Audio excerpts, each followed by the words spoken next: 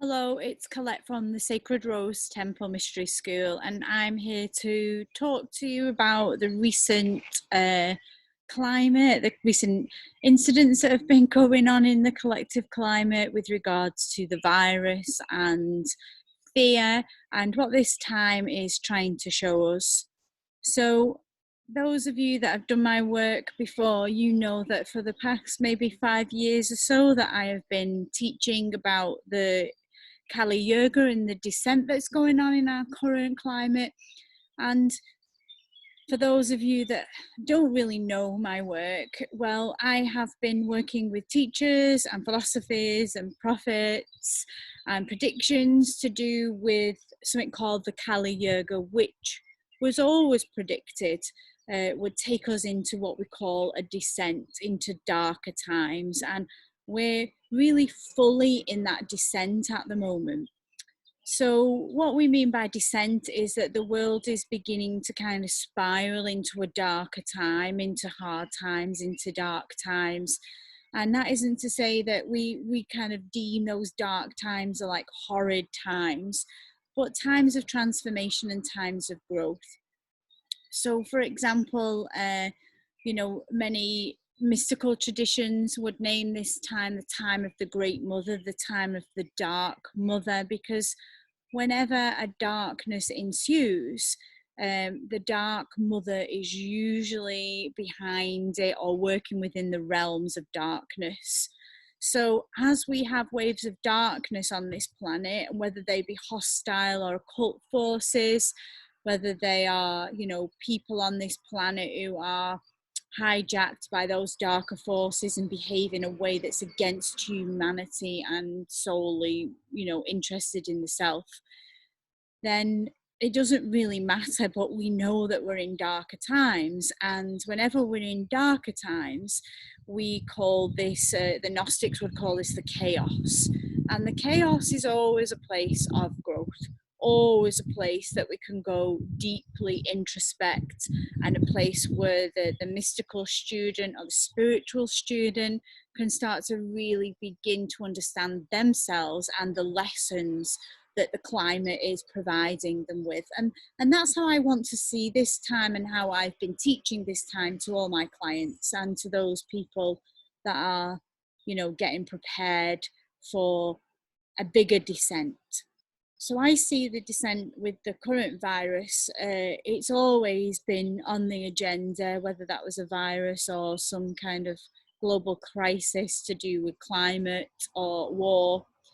But this is just a test run. This is a little test run. We're being tested on how we cope in this, and you're being tested by yourself on how you deal with it and what preparations that you need to make if times get more difficult.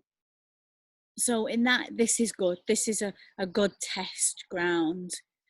What I really want to talk to you about are just some key concepts that are available to you if you're wanting to work with this time in a more spiritual nature, or even if you're not into spirituality but you just want to deal with these times in a more constructive way, let's say.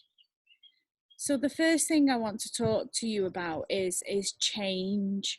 And change is often something that the mass collective finds very difficult.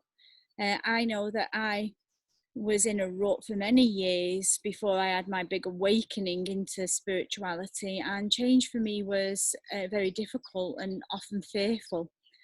And I hadn't ever been taught that fear was a good thing until I met my teacher, who said, fear is a place where we are challenged by ourselves. It's a chance for growth. It's a chance for you to feel into what holds you back. And ever since I was taught that and learned that through taking bigger chances and making bigger changes in my life, I realized that, change is wonderful, but change is not invited in necessarily in the collective.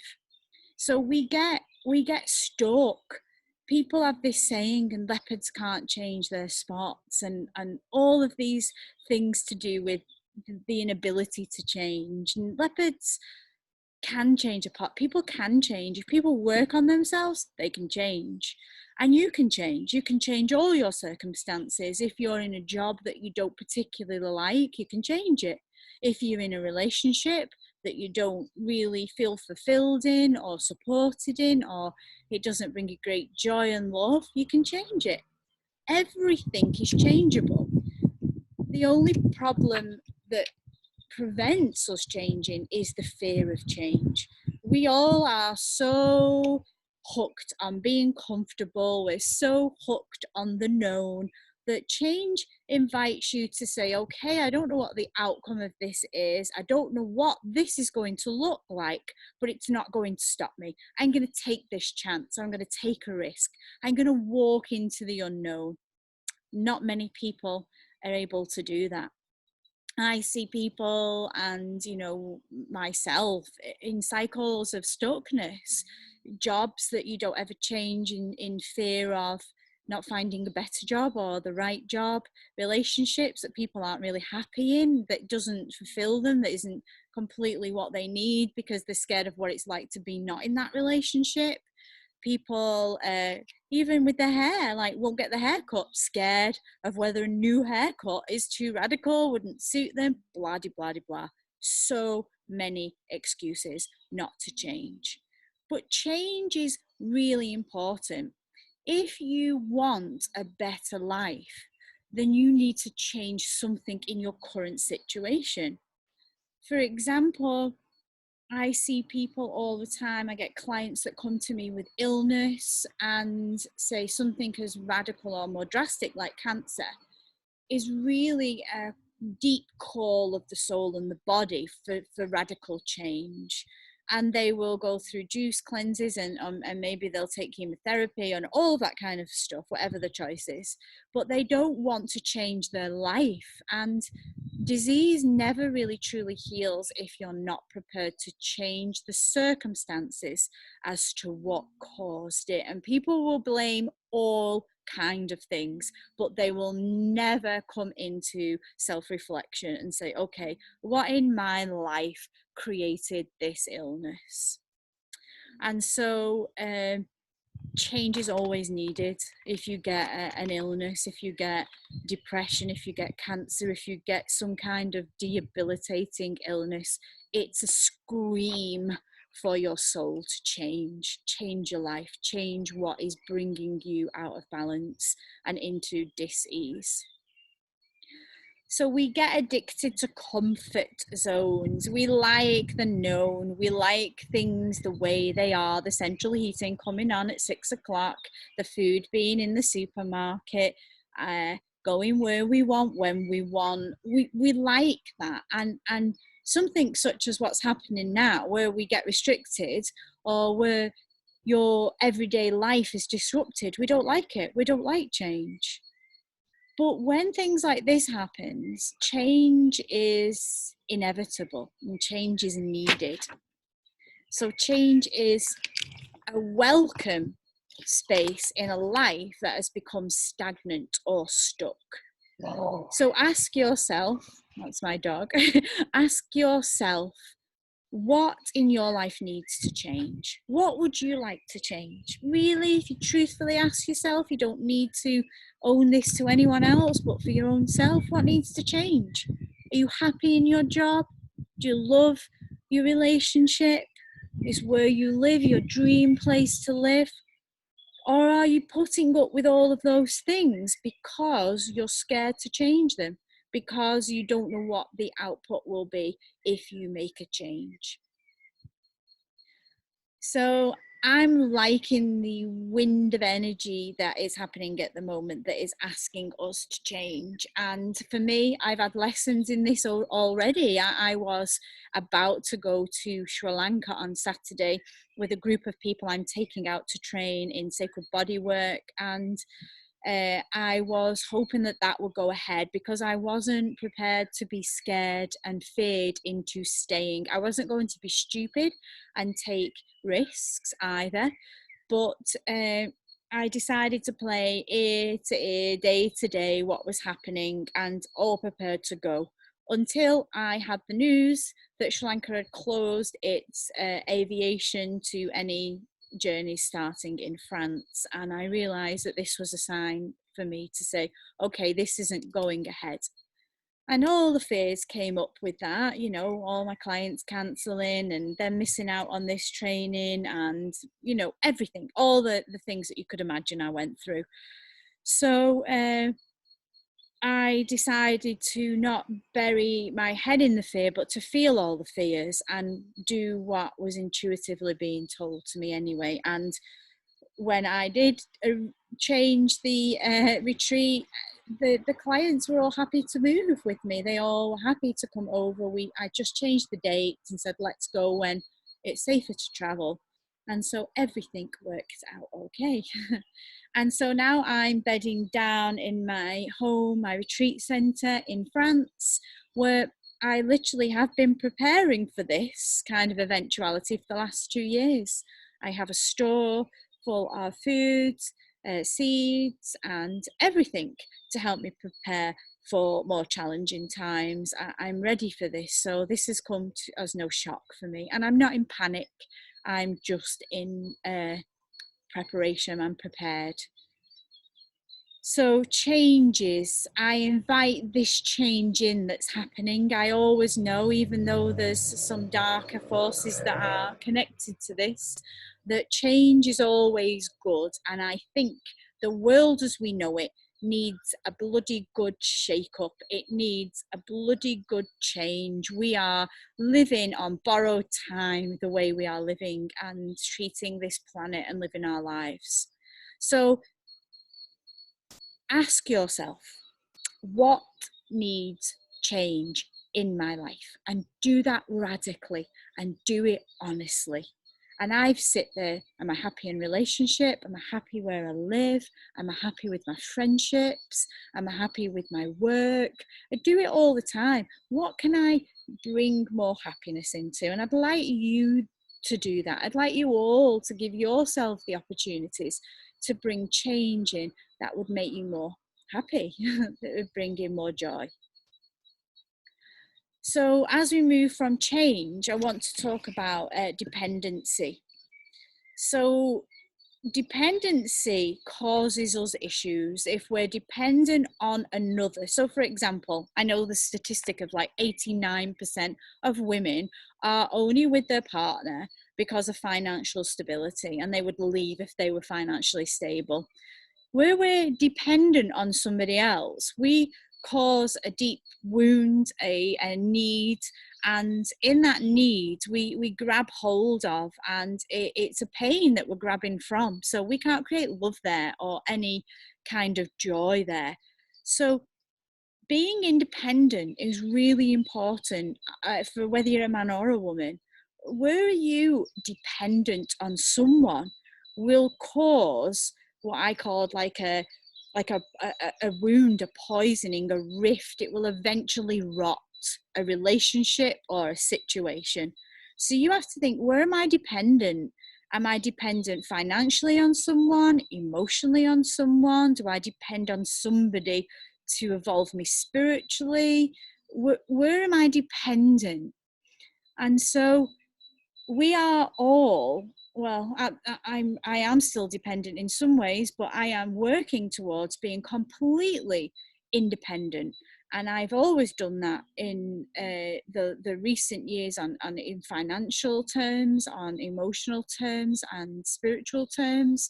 And now that I am able to sit with what I aimed for all along, and creating and emoting and working with change was my dream, to hold and have my own retreat centre. And this is the land that you can see in the background now. I was able to keep working with all my fears of being completely independent and creating enough money in my own soul work to be able to afford my own space without a mortgage, without dependency on the state, on the world. And I achieved that. I have paid for this place, this house, this retreat center, and all the land with it. And so I am creating a really independent space here. I want to, by the end of next year, to be completely off grid. I'm still dependent for electricity and water from the mains until we've bored or we find a way to get it from the river to the house. So I am creating day by day changes that enable me and this property to be completely independent of any grid or the society that we know, because I want, in times like this, and I have told you that I see more times like this coming, to be completely independent and not in fear and panic, because I can't create my own survival. I can. So being off grid will allow me to, not worry that I can't look after myself, because I can. And I'm not just creating this space for myself. I'm doing this for community too. People who are in my courses currently, I always push people to come out of those really situations they want to change, and as a consequence, I've got, like, many of my clients are currently nomadic and looking for land, or they're self-creating their own work, they're self-employed. And so I always say, there's a space here. Come here in this current situation while you're in search and you've got nowhere to bed down. Come here. We'll exchange for work on the land a bed. So it's about creating community too. And I truly believe the more we're all able to come independent, and believe me, the social system that we are under, the matrix that we are under, does not want this. They want you dependent in mortgages, loans, finances. That game is hard to get out of. It imprisons you. And so they don't want that. They will invoke fear in the collective. They will try to make you all really comfortable so that you don't ever break out of that way of living. And I want to show people how. I want to show people how I did it. I want to show people how I achieved the dream on my own, as a single mum on my own, and achieved the possibility of owning your own space, of owning your own life. And so ask yourself now, where am I dependent? Where am I dependent? And you can pause this video and spend some time to write this down. Where am I being dependent, and where can I change that, and how can I change it? What do I need to do? Being aware of the I can. We can do anything we want. I have had people on my course say, I can't do that, I don't have any money. And we have found a way. It isn't money that holds you back. It never is about the money. I started off creating mass change with nothing, and I mean nothing. So it isn't about the money. It's about the things that block you to acquiring the money to be able to make changes. And they're the things I work with on my courses and in sessions. So what are you dependent on, and what would you like to change dependency upon? So I want to then talk about real life and being real in these situations. So reality and balance of reality is a difficult combination. I'm seeing currently many spiritual teachers spin out. And in therapy, we have got something that we call disassociation, when somebody's detached from the self. And the self is a space that's very deep inside. We might call it the soul. And it's a space that's very peaceful and very settled and very feeling. It feels a lot. And emotions can take us deeper into the true self. If you've been denying your emotions, then you're very likely to be disconnected from the self. The true self honors emotions, it allows emotions, it doesn't get scared of tears, anger, sadness, frustration, whatever that may be. It really appreciates that there's something there in the way to getting closer to the true self. And when we get to the true self, we're in a very kind of steady pace, and we're in a very real space. And we're in a space where we have this beautiful resonance of the earth, and everything's steady and everything's okay. And when we come to the true self, we get to a space where there's stillness, and there's always the I can. When we're out of balance with the self, we come into panic and fear and all of those things I talked about in my last video, the fear. But we can also go into the other, into the woo-woo, the disassociation. So I'm going to imagine that the Arcturians are coming down and they're going to save us all, and there's all these light codes coming in, and the light language is going to save humanity, and blah, blah, blah, blah. And it's a woo-woo, it's a disassociation. And there's lots of teachers doing that at the moment. And all of that will not work with the deeper parts in you that need moving, that need shifting, that can recreate your whole reality. And we will all disassociate in many different ways. For me, for example, I used yoga to disassociate from my true feelings. I used to just do yoga asana. I used to do Ashtanga and very many fast moving yoga kind of modalities, because it disconnected me from feeling. And so when I started to realize that feeling could be found in yoga, and that's it, we can use anything either way. You know, when I found that I could find feeling in there, I started to use it differently. So things like drugs, things like alcohol, spirituality, shopping, running, over exercising was definitely one for me. Anything that stops you connecting to feeling is a disassociation. So some of us go into woo-woo, we'll go up there, we'll talk about all things magical because we don't want to feel what's going on in here.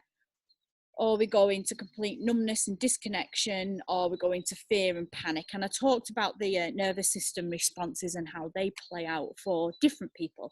And ultimately, we all have a nervous system response, and that's what we should listen to first, because the body holds all your answers anyway. When we start to look outside of ourselves for the Arcturians to come and help us, for all this unreal stuff that's not touchable, and I'm not saying mystical things aren't real, because I'm a deep, devoted follower of mysticism, but in a real and grounded way. So be aware of you wanting to reach those things that are really just because you want to disassociate. If I go and do this amazing channeling with whatever, I'm going to feel great for an hour, but then I'll go back in my house and my same problems exist, and they'll exist for the next 20 years unless I do something about it. I feel it, I heal it, I emote it, and I move it. I make change. And you can only make real change from things that have been processed, realized, emoted, and moved from the body. So be aware of disassociation, of fantasy coming in, or mad panic. How are you disassociating? How are you in this current situation trying to hide from it and not trying to deal with your own stuff, your own stuff? And if you're able to really come into what is my stuff in this, what is going on for me, this world is going through this, catalyst of change, and I want to change with it. I want to change me. I want to change my situation, and we can always keep changing to make it better. So take a good look inside yourself. Ask yourself, what am I using to disassociate? Chiron is key at the minute, because the wounded healer is using healing others to avoid healing her or himself.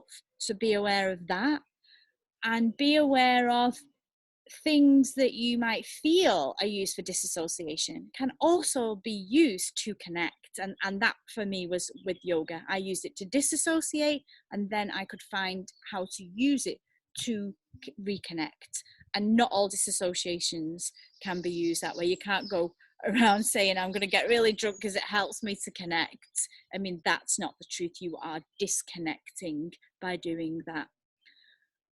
So yeah, ask yourself once again that question: what disassociative techniques am I using, or methods or things am I using, so I don't have to feel, so I don't have to do my own inner work? And that leads me to the last piece about doing the work. I made a post recently about having the humility enough to know that there are masters out there that have something to teach you. So, for example, if I want to learn about the healing technique of, so I'm doing something called internal family systems at the minute with a teacher. This is a teacher that has worked with this healing modality for 25 years, wrote 20 books, held workshops all over the world. And this system of healing is partly what I'm talking about. There's parts of the self that can be identified and healed and work with. And I work with that teacher because that teacher's got 25 years of work in that field, loads to show me.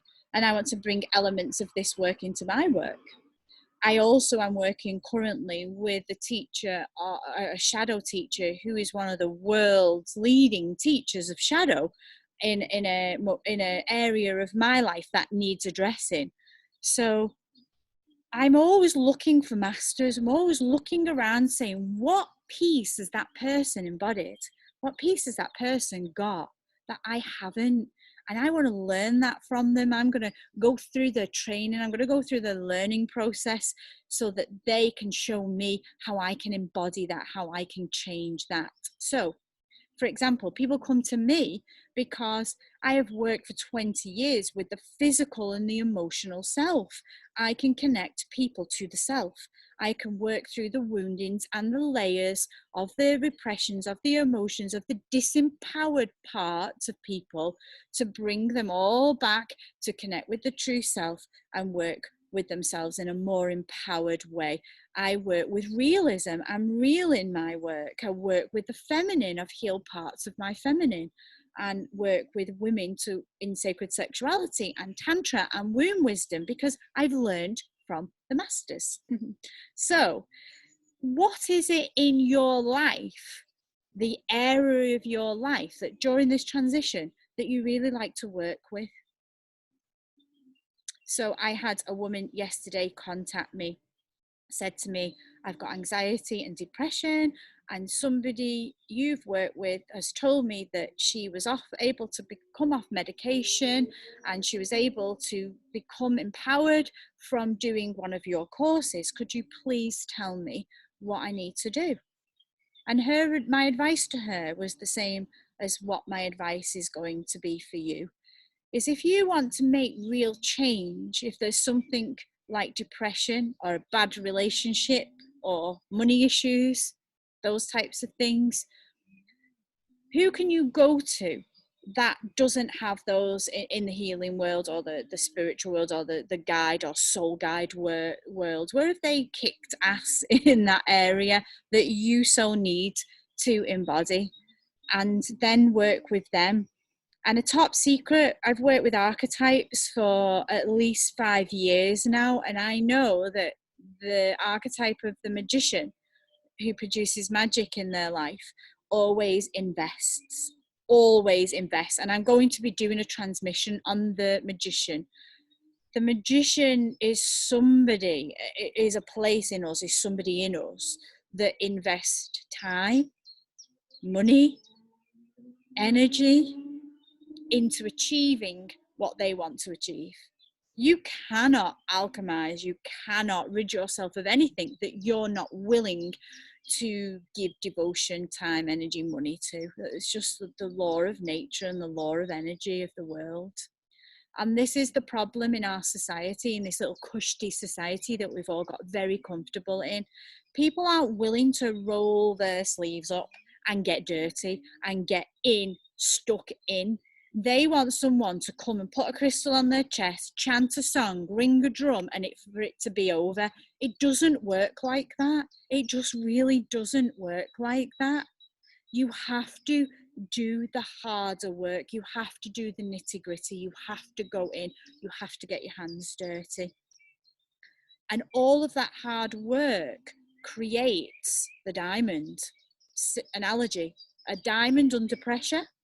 You know, it's a piece of charcoal, a piece of coal, under pressure, it turns into a diamond. It's the same with our healing journey. Under pressure, we're under pressure at the minute. Everybody's under pressure because of the way that the world is at the moment. But pressure will create change. It will create an alchemy, it will create a diamond if you are prepared to go into the alchemy. So now is a greater time than ever to start to take up a course, to start to take some deeper healing work on, to work with the issues that have hounded you in your life so far, and to say, do you know what? I'm not going to put up with this anymore. I'm actually going to do something about it, because I can do something about it. I just have to find somebody who's walked that walk and who can show me how to do it step by step. And so I urge you all to take this time as an opportunity for growth and for change.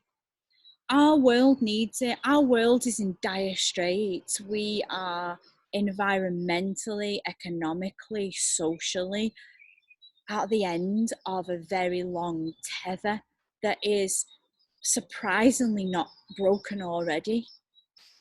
And the only way we can change this world, and the only way we can change what's going on, is by working on ourselves. If every single person sat and thought, okay, how do I need to change? What's going on for me? How do I be what I want to see out there?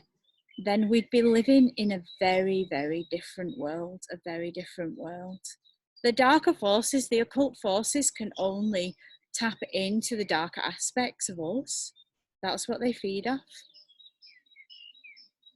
So I leave this video for you to have some things that you can work on to feel into your places where you are stuck, the places where you need to change, where you're dependent on others or the system, where you're disassociated and disconnected from what's going on inside of yourself. And to ask, in this crucible of change, where can I seek somebody, a master, a course, a book, anything, start anywhere that can help to incite the change in me I need. So if I've got depression, I'm going to go look for somebody that can help me with depression. I can read a book on depression, how to get out of it. But I can know that I can make change dependent on how much I'm willing to invest. Reading a book, dipping your toe in, doing a course or a learning is devote, like I've just done with my shadow course, invested time, money, space. And I know that things will come from that because I've got a whole channel of energy directed at it. And that is how I got what I've got today.